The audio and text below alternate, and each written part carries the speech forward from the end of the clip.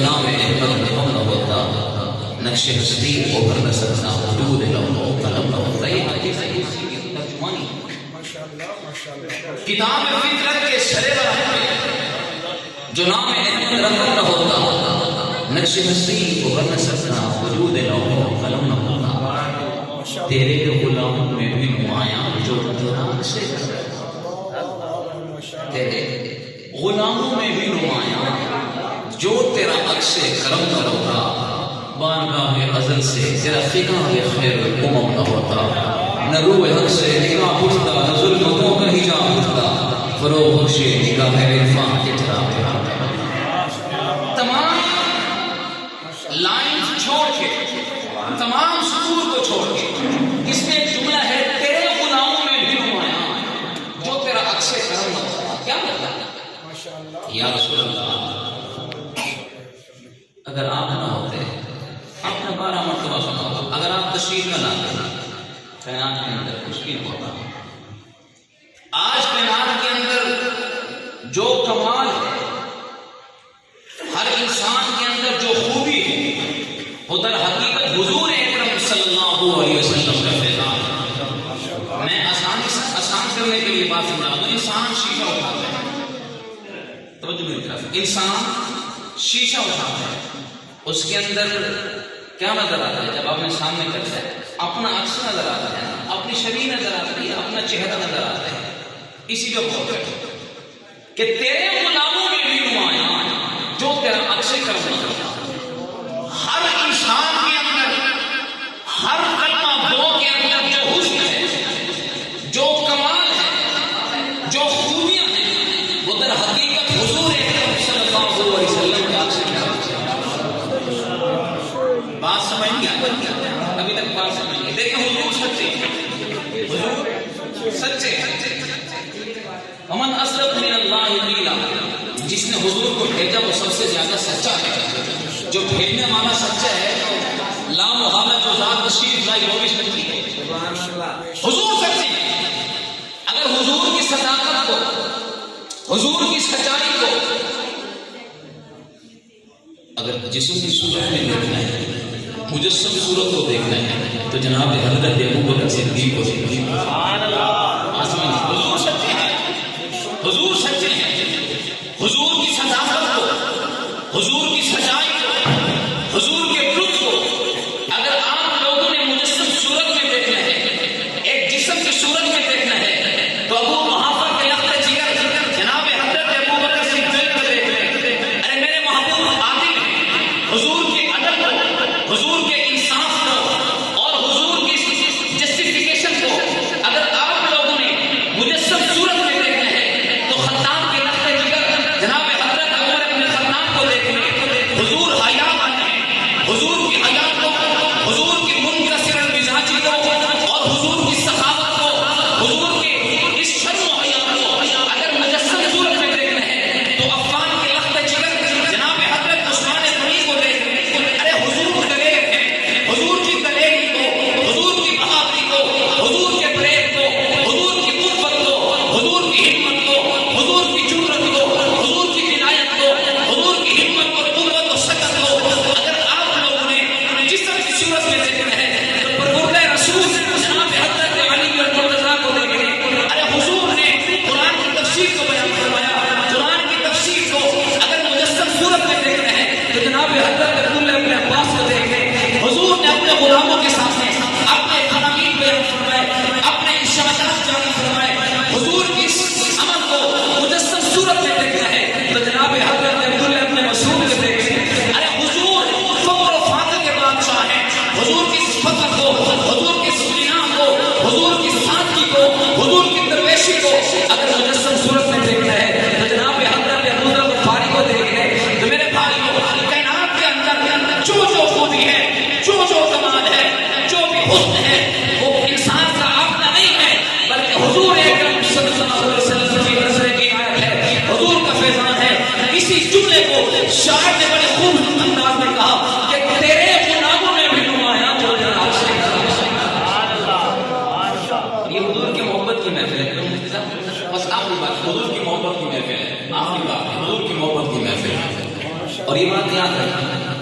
ایک مثال دے دو قبلہ کاری صاحب مدرسے کا، استاد محترم کے مدرسے کا کوئی طالب علم کامیاب ہو جائے تو کیا ہوگا؟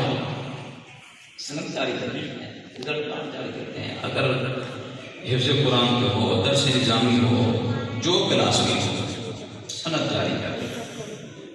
اس طرح سکول میٹرک ہے، F A, B A, M A, M Phil, P H D, board degree جاری کرتا ہے، یونیورسٹی کی ڈگری جاری کرتی ہے. مبارکباد کے مستحق ہیں وہ لوگ جن کی دل کی کیفیت کو دیکھ کر، جن کی کامیابی کو دیکھ کر اللہ نے بھی ڈگری جاری کی. محبت کی وہ ڈگری کیا ہے؟ محبت کی ڈگری. اگر کوئی بچہ کسی سبجیکٹ میں فیل ہو جائے، کسی مضمون میں رہ جائے، ڈگری تو جاری ہو جاتی ہے، رزلٹ کارڈ آ جاتا ہے، لیکن مینشن ہو جائے. اس کی سپلی ہے جب تک یہ کلیئر نہیں کرے گا کامیاب کنسیڈر نہیں ہوگا، کامیاب نہیں ہوگا. انسان کلمہ طیبہ پڑھ لے، لا الہ الا اللہ محمد رسول اللہ، یہ گواہی دے دے آمنت باللہ وملائکتہ وکتبہ ورسلہ والیوم الآخر والقدر خیرہ وشرہ من اللہ تعالی والبعث، سب کچھ کر لے. اپنے آپ کو زہد و عبادت کا مجسمہ بنا لے. تمام جتنی بھی خوبیاں ہیں اسلام کی وہ تمام کے تمام کا مجسمہ بن جائے. لیکن اس کے باوجود اگر دل کے اندر حضور کی محبت نہیں ہے تو سمجھنے نہ کامیابی اس وقت ہوگی جب حضور کی محبت دل میں ہوگی. جس کے دل میں حضور کی محبت ہے اللہ نے ان کے لیے کامیابی کا سرٹیفکیٹ جاری کیا. دیکھیں انہیں کے اندر ڈگری جاری کرنے والے جیلی بھی ہو سکتے ہیں، ڈگری بھی جاری ہو سکتی ہے. آپ سنا ہوگا، اخبارات میں پڑھا ہوگا، یہ پاکستان میں یہ معاملہ چلتے رہتے ہیں. ڈگری 2 نمبر ہو سکتی ہے، ڈگری دینے والا بھی 2 نمبر ہو سکتا ہے. لیکن رب جو جلال کی کبریائی کی قسم، جو ڈگری میرے پروردگار عالم نے جاری کی ہے، اور وہ ڈگری بھی جھوٹی نہیں ہو سکتی، نہ ڈگری دینے والا جھوٹا. وہ ڈگری کیا ہے؟ وہ ڈگری اللہ نے اپنے کلام کی صورت میں ہمیں عطا کی ہے. جس نے حضور کی محبت میں کام کیا ہے، سورہ آل عمران اللہ نے وہ ڈگری جاری کی ہے. سن کے دیکھیں، کلام الہی ہے. آپ لوگ نے ناخواہ نوزان سے کلام سنا ہے، آئیے میں بھی اپنے حاضر پیش کرتا ہوں. وہ کلام کون سا؟ سن کے دیکھیں. فرمایا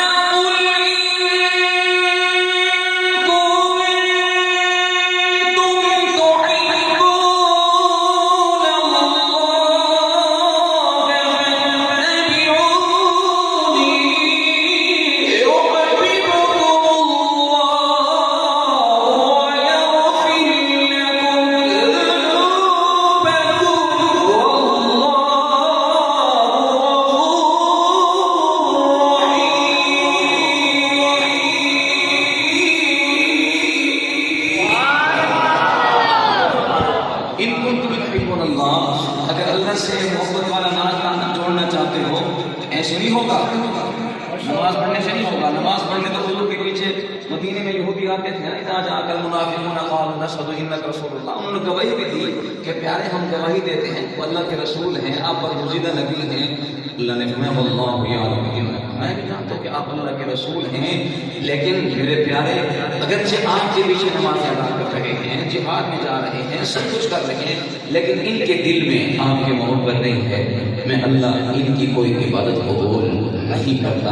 تو معلوم ہوا، بلکہ یوں کہہ لیں کہ ایمان کی جو جن جان ہے، ایمان کی جو روح ہے، ایمان کی جو اصل ہے، ایمان کی جو حقیقت ہے، ایمان کی جو اساس ہے، ایمان کی جو بنیاد ہے، وہ حضور اکرم صلی اللہ علیہ وسلم کی محبت اور احترام ہے. اگر یہ نہیں ہے تو سمجھ لیں ایمان اس کے دل میں داخل نہیں ہوا. لا یؤمن احدکم حتی اکون احب الیہ من والدہ وولدہ والناس اجمعین.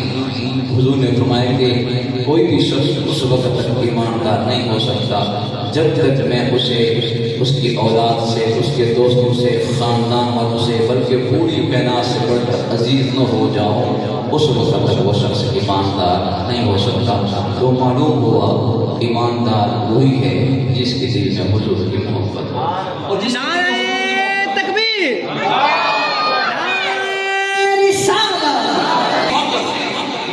جس کے دل میں حضور کی محبت ہے، اللہ تعالیٰ نے ان کے علامات بیان فرمائے۔ ان کے دل میں حضور کی محبت، اللہ تعالیٰ نے ان کی علامات کو بیان فرما دیا، کسی سے پوچھنے کی ضرورت نہیں ہے۔ وہ 5 نشانیاں ہیں، 5 نشانیاں سورہ انفال کو پڑھ کے دیکھیں، اللہ نے وہ علام، کیونکہ ہر دعوے کی کوئی نہ کوئی دلیل ہوتی ہے، بلا دلیل دعویٰ قابل قبول نہیں ہے۔ اگر عشق رسول کا نعرہ لگا دیا، محبت رسول کا نعرہ لگا دیا، یہ تو دعویٰ ہو گیا نا، تو دلیل کیا ہے؟ وہ دلیل بھی اللہ نے اپنے کلام میں درج فرما دی ہے کہ جس نے محبت رسول کا نعرہ لگایا ہے تو آؤ میرے قرآن کو پڑھ کے دیکھ لیں کہ یہ عمل اس میں ہے کہ نہیں ہے، یہ علامات اس کے اندر ہیں کہ نہیں ہیں، یہ نشانیاں اس کے اندر ہیں کہ نہیں ہیں۔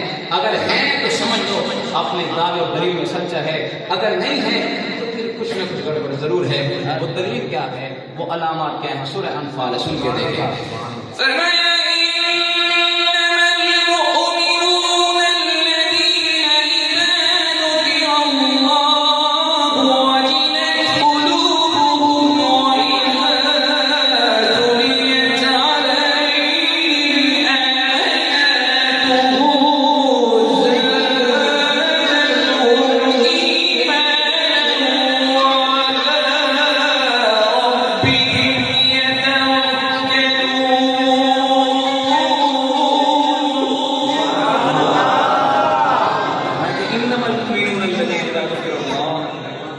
کہ میرے محبوب کے دیوانے مستانے جان نثار لوگ ہیں، جب بھی ان کے سامنے اللہ کا ذکر آ جائے، میرا ذکر آ جائے تو وہ ذکر کو سن کے ایسے چلے جاتے ہیں، میں کہ فضیلت کو ان کے دل خوف زدہ ہو جاتے ہیں، کب کبھی طاری ہو جاتی ہے۔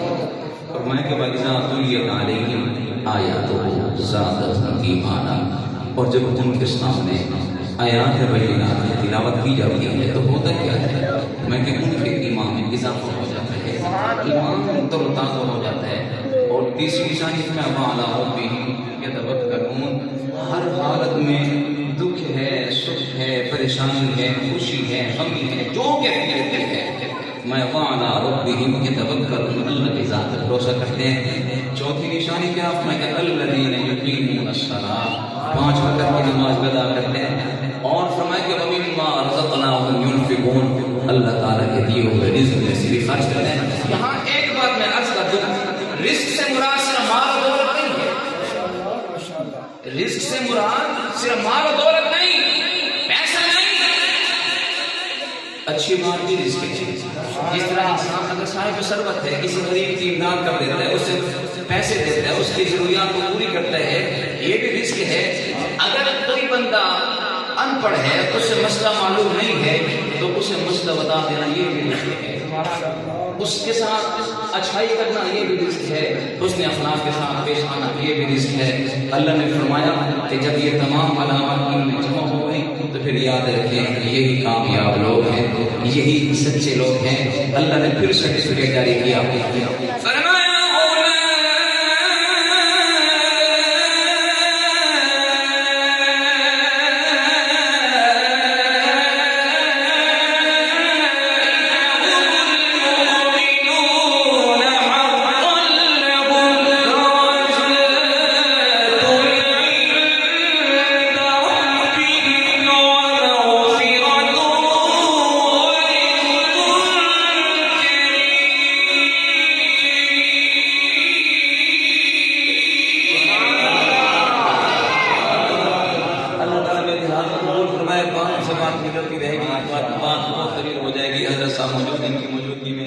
زیادہ لمبا وقت لینا اچھی بات نہیں ہے۔ بس میرے بھائیوں، یہ بات ہمیشہ یاد رکھیں، یہ بات ہمیشہ یاد رکھیں، صرف محفل کے حد تک نہیں ہونی چاہیے، اپنی زندگی پر غور کرنا چاہیے۔